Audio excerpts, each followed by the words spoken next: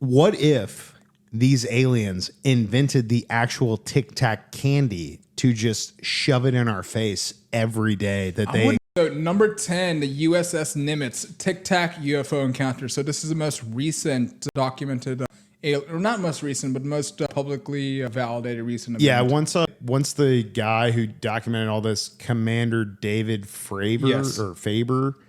Yeah, once he went on Joe Rogan and talked about this, I think it was a pretty big deal. So when Faber was on, he was talking about when he was in the Navy, he was a fighter pilot, that they had so many encounters with these Tic Tac-shaped objects in their flight path that the Navy had a protocol to how to avoid any interaction with these Tic Tacs. This is how prominent it is. A top secret protocol. These Tic Tacs have been documented since the 1930s. And the biggest thing is, even since then, we don't know what they are. They apparently defy physics. They can move at Mach speeds that would make anyone into gelatin. We don't have any technology to reproduce what they can do. What if these aliens invented the actual Tic Tac candy to just shove it in our face every day that they exist? I would not be surprised. Now, back to the Tic Tac that you're talking about, and then I'll let you take this away.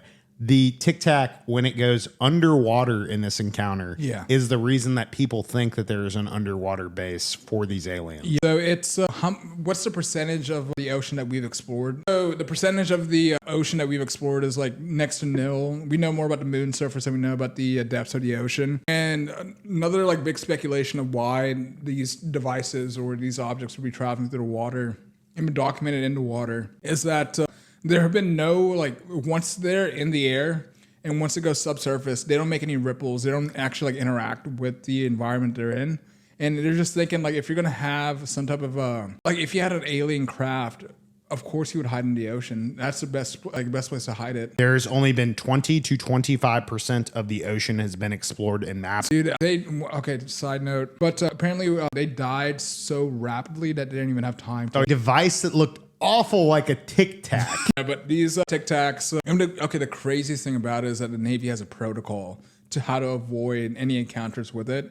These, they defy any physics that we current physics that we have right now. They're apparently not only when they have a radar lock on here, they can disable the radar lock, but they also don't produce any thermal heat. So the fact that they even knew where they were going to meet, the fact that whenever radar will lock on, that would disengage it, which is an act of war.